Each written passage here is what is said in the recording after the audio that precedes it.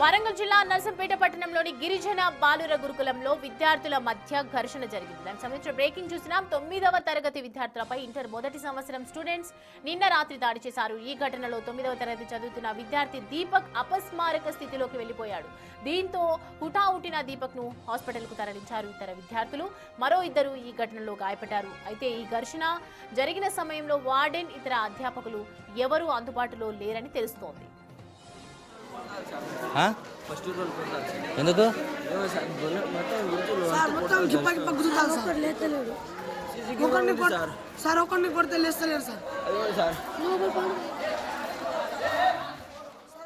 ఈ అంశానికి సంబంధించి పూర్తి డీటెయిల్స్ అందించడానికి మా ప్రతినిధి వేణు మనకి అందుబాటులో ఉన్నారు. వేణు, హాస్టల్లో జరిగినటువంటి గొడవ టైంలో ఎవరు ఫ్యాకల్టీస్ ఎవరు లేరు అని చెప్తున్నారు.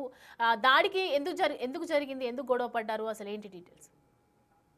నిన్న రాత్రి జరిగిన గొడవ మొదటిగా దాదాపు ఈ 6 నెలల కాలం లోపల 8 సార్లు విద్యార్థులు వివిధ క్లాసులకు సంబంధించిన విద్యార్థులు చిన్న చిన్న విషయాలకు వాగ్వాదం చేసుకోవడం, గొడవ పడటం జరుగుతున్నది తెలుస్తుంది. ఇక నిన్న 9th క్లాసు పిల్లలు అక్కడ కొంత ఆడుకున్న క్రమం లోపల ఇంటర్ ఫస్ట్ ఇయర్ విద్యార్థులు వాళ్ళని వారించిన క్రమంలో ఇద్దరి మధ్య మాట పెరిగింది. ఒకరినొకరు తోసుకున్నారు. దీంతో 2 వర్గాలుగా ఏర్పడి ఒకరిపై దాడులు చేసుకోవడంతో 9th క్లాస్ చెందినటువంటి ఇద్దరు విద్యార్థులు స్వల్ప గాయాలు. ఒక విద్యార్థికి గోడ కేసు నెట్టడంతో తన తలకి స్వల్ప గాయం కావడంతో అతను అక్కడే స్పృహ తప్పి పడిపోయాడు. దీంతో తోటి విద్యార్థులంతా కూడా ఆ పిల్లల్ని అక్కడ స్థానిక హాస్పిటల్ తీసుకెళ్లారు. కానీ గత కొద్ది రోజుల నుంచి అటు సెక్యూరిటీ గార్డు సమయానికి 9 దాటితే అక్కడి నుంచి వెళ్లిపోవడము, అక్కడ ఉండాల్సిన వార్డెన్ ఉండకపోవడము, సూపర్వైజ్ చేయాల్సినటువంటి అధ్యాపకులు కూడా లేకపోవడంతోనే పిల్లలు ఇష్టారీతిన సమయానికి సమయపాలన పాటిస్తూ నిద్రపోకుండా ఈ విధంగా గొడవలు దిగుతున్నట్లుగా తెలుస్తోంది. దీంతో జిల్లాకు సంబంధించిన అధికార యంత్రాంగం అయితే ఈ ఘటనకు సంబంధించి పూర్తి నివేదిక కావాలంటూ